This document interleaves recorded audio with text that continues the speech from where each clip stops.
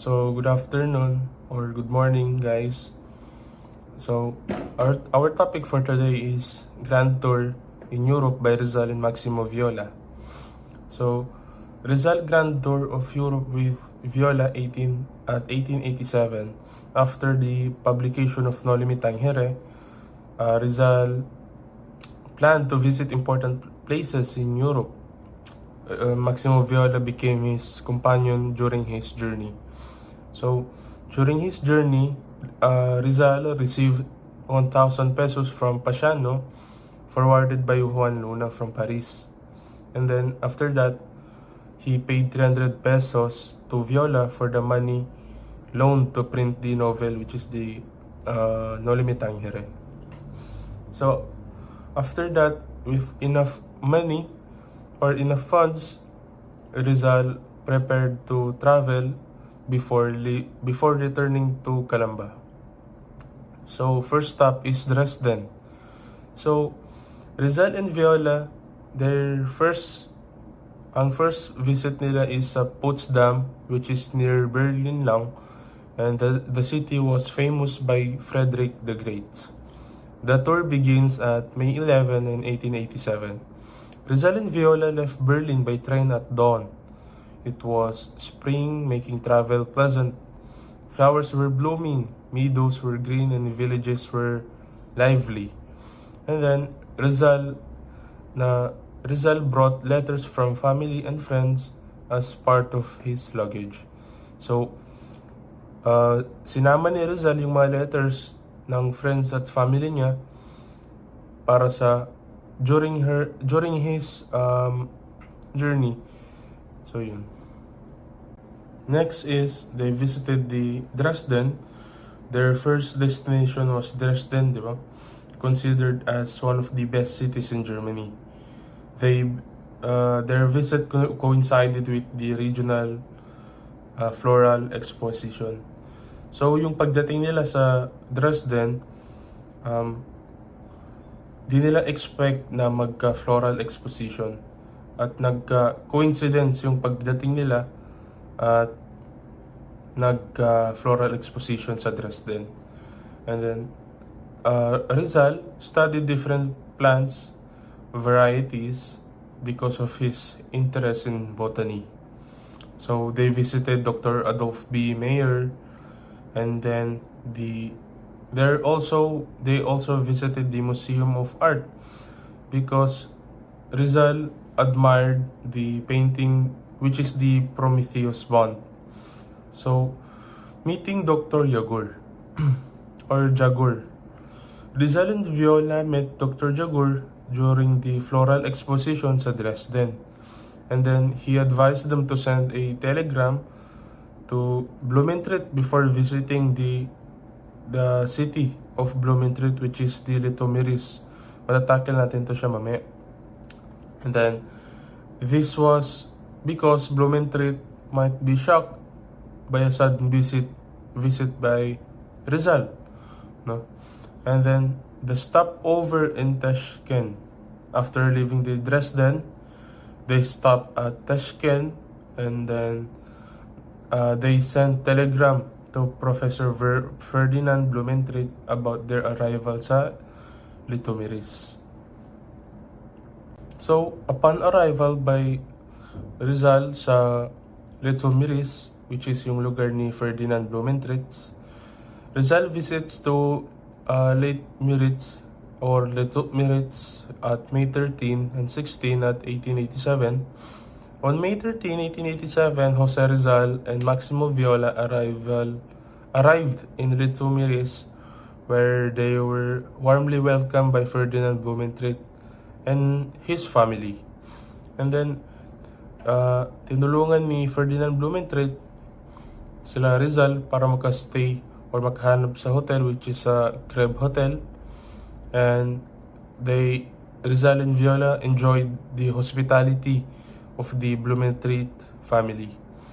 And then after that, Blumentritt toured them around the city, and Rizal impressed people, especially yung mayor sa Litomiris, by speaking fluent German, which is na tutunan niya sa loob ng 11 months.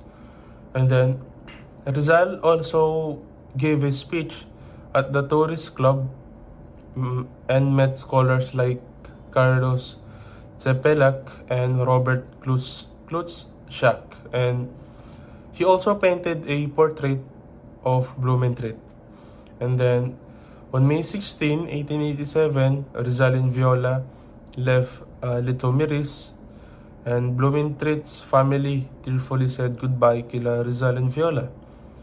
And Rizal later wrote letters thanking the Blumentritt family and concerns about their daughter, Dora's illness. So, yung paalis na sila Rizal, nagsulat si Rizal ng letter for the Blumentritt family, thanking them about their hospitality.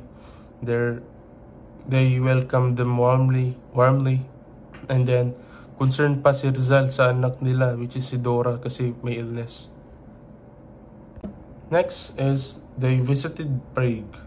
Rizal and Viola visited Prague, the historic city of Prague, rather.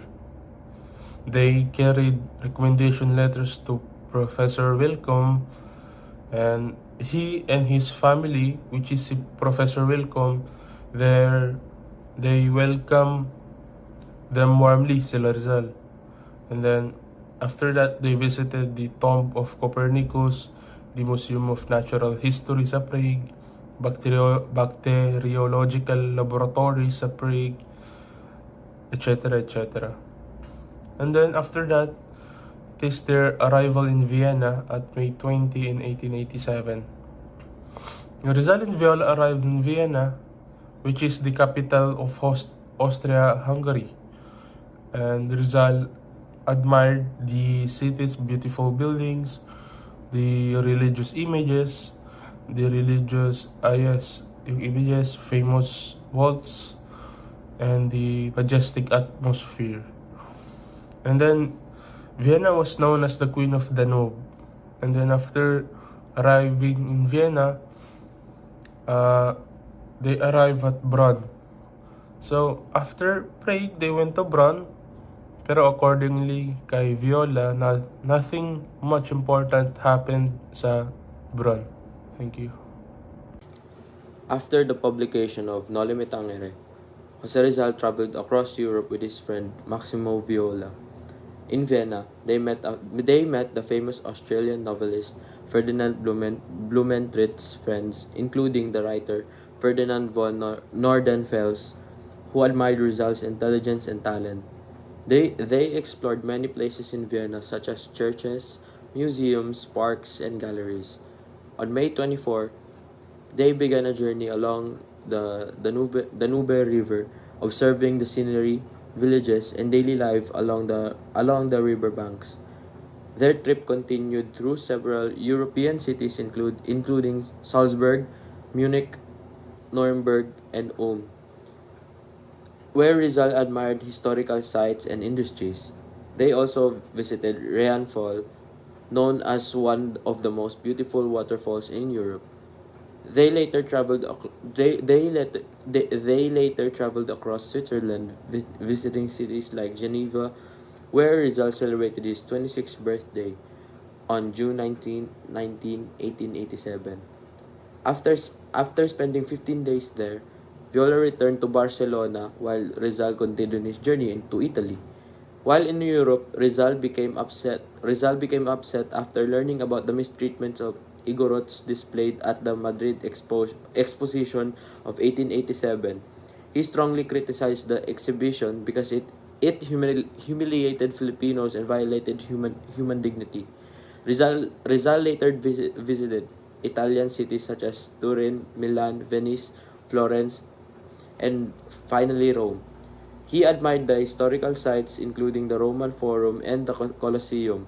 He also visited Vatican City and was impressed by the beauty of St. Peter's Basilica. After a week in Rome, Rizal prepared to return to the Philippines.